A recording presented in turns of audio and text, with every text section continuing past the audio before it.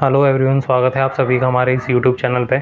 आज की वीडियो में हम ये डिस्कस करेंगे कि हम अपनी टाइपिंग स्पीड कैसे बढ़ा सकते हैं कॉम्पिटिटिव एग्ज़ाम्स जैसे कि CHSL और CGL में। ये सभी के लिए बहुत ज़्यादा फ़ायदेमंद रहेगा, चाहे वो आने वाले साल का CHSL दें या फिर अभी जो CGL मीन्स होने वाला है 18, 19 और 20 जनवरी 2025 में वो दें। ठीक है, तो अभी हम अपना एक रीसेंट जो एग्ज़ाम हुआ है CHSL का 18 नवंबर को, उसका मैं आपको रिव्यू बता देता हूँ अपना। उसमें जो पैसेज आया था उसमें 1750 वर्ड्स टाइप करने थे। 1750 उसमें की स्ट्रोक टाइप करने थे और मैंने जो था 1741 किया था। इंटेंशनली नहीं था, ना मेरा कोई वर्ड रहा था, पर हो सकता है कि उसका जो स्पेस बार था वो मुझे थोड़ा सा ख़राब लगा, क्योंकि वो जितनी भी मेरी एरर थी जो मैंने बाद में चेक करी थी वो स्पेस बार ना दबने की वजह से ही थी। तो जो मेरे 9 की स्ट्रोक रह गए, वैसे तो ये बहुत ही ज़्यादा माइनर मिस्टेक है, इसका तो कोई फ़र्क नहीं पड़ेगा। बाकी मेरी टाइपिंग स्पीड काफ़ी अच्छी रही थी और घर पे जो मैं प्रैक्टिस करता था वो 45 वर्ड्स से लेके 50 वर्ड्स तक भी आती है। अभी जो मैं इस वीडियो में अपना पैसेज टाइप कर रहा हूँ, क्योंकि ये कैमरा सेटअप की वजह से है, तो इसकी जो लास्ट में टाइपिंग स्पीड है वो 43 वर्ड्स पर मिनट आएगी। ठीक है, तो वो आप समझ सकते हैं कि ये कैमरा सेटअप की वजह से थोड़ी सी स्पीड जो है लो हो गई।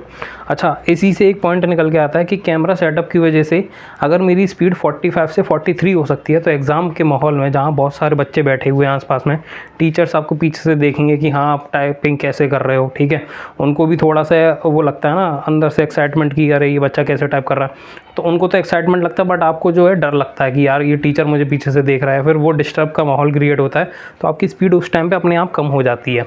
ठीक है, आसपास में बच्चे होते हैं, कई सारे ऐसे होते हैं जो पेपर शुरू नहीं हुआ पहले से ही खट खट खट खट कीबोर्ड की को स्ट्रोक करते रहेंगे और आपका जो है सर में दर्द कर देंगे।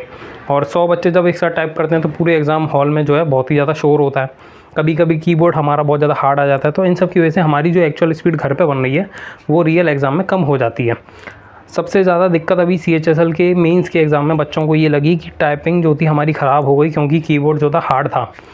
मैं अपने सेंटर का बताऊं कि मेरे सेंटर में सारे के सारे कीबोर्ड नए लगे हुए थे, बहुत ही अच्छे कीबोर्ड थे, लॉजिटेक कंपनी के, सारे के सारे नए थे, धूल का एक उसके ऊपर पार्टिकल भी नहीं था। ठीक है, ये हमारी खुशकिस्मती थी, बाकी बेचारों के साथ जो हुआ वो गलत हुआ। ये तो बहुत ही ज़्यादा ब्लंडर टाइप कर दिया SSC ने। सभी के लिए एक जैसा माहौल हो तो ये ज़्यादा बेटर है। मेरा कीबोर्ड जो था वो काफ़ी अच्छा था। अब क्या था कि फिर भी कई बच्चे जो थे वो टाइपिंग अपनी कंप्लीट नहीं कर पाए। इसमें सीधा सीधा ये सामने निकल के आया कि बच्चों ने प्रैक्टिस नहीं करी थी, या फिर जो प्रैक्टिस करी थी वो हो सकता है उसमें थोड़ी सी कमी रह गई हो। मैं आपको एक चीज़ बता देता हूँ, मेरी जो टाइपिंग स्पीड थी वो 45 से लेके 50 वर्ड्स पर मिनट की रही थी घर पर, और वो रियल एग्ज़ाम में वो 37-38 तक रह गई। ठीक है, तो इससे आप ये समझ सकते हैं कि आपके 10 वर्ड्स पर मिनट की स्पीड जो है अपने आप लो हो जाएगी।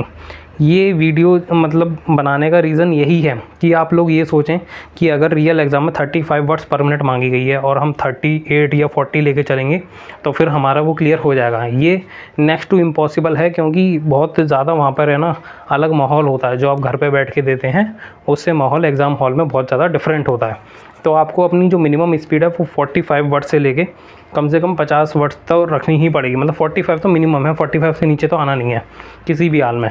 ठीक है, मतलब कोशिश करिए कि 40 तक लेके जाइए, 45 तक लेके जाइए, फिर कोशिश करिए कि 50 तक, अपने आप से ही कंपटीशन करिए उसमें। ठीक है, मैंने जो टाइपिंग करी थी सीखी थी वो typing.com करके एक वेबसाइट है, उससे सीखी थी मैंने। मैं डेली अपना 1 घंटा जो था टाइपिंग को देता था। ठीक है, शुरुआत के टाइम में मैं डेली अपना 1 घंटा देता था, ऐसा नहीं है कि मैं डेली देता था। जब मैं सीख रहा था तब मैंने अपना 1 घंटा डेली उसको दिया और कम से कम 10-15 दिन तक दिए। उनका पूरा कोर्स है वो फ्री का है। ठीक है, आप उसमें अपनी Gmail ID से लॉगिन करिए और उसमें ना टाइपिंग की प्रैक्टिस करिए। वो सबको सारे अल्फ़ाबेट की ना प्रैक्टिस करा देंगे, सारे लेटर्स की। एक एक जो पंक्चुएशन मार्क है उसकी भी उसके अंदर प्रैक्टिस हो जाती है। तो मैं तो यही सजेस्ट करूँगा कि आप लोगों को अगर फ्री में कहीं से प्रैक्टिस करनी है, क्योंकि पेड वाले कई सारे हैं वो मैंने कभी फॉलो नहीं करे, फ्री वाला ही मैं आपको बता रहा हूँ। ठीक है, तो आप इसको आंख बंद करके भरोसा कर सकते हैं, क्योंकि ये तो एब्सोल्युटली फ्री है। मैंने खुद प्रैक्टिस करी है, मेरी खुद की जो टाइपिंग है वो CHSL के मेंस में काफ़ी अच्छी रही। तो चलिए आज की वीडियो में हम इतना ही रखते हैं। आपको मैंने बता दिया कि फ्री सोर्स क्या है, typing.com। ठीक है, उसका लिंक मैं डिस्क्रिप्शन में दे दूँगा। और आप अपनी जो है डेली आपको प्रैक्टिस करनी है। ऐसा नहीं है कि आप लास्ट के 15-20 दिन में तैयारी करके चले जाएंगे टाइपिंग की। टाइपिंग को आपको शुरुआत में समय देना है, बाद में आप केवल दिन के 1 या 2 पैसे लगाएंगे तब भी आपके लिए वो मोर देन सफिशिएंट है, क्योंकि आपके हाथों को उसकी प्रैक्टिस डेली होनी चाहिए। लास्ट के 15 दिन में करोगे ना कॉन्फिडेंस आएगा और ना ही प्रैक्टिस अच्छे से हो पाएगी। तो मिलते हैं अगली वीडियो में, तब तक के लिए बाय बाय।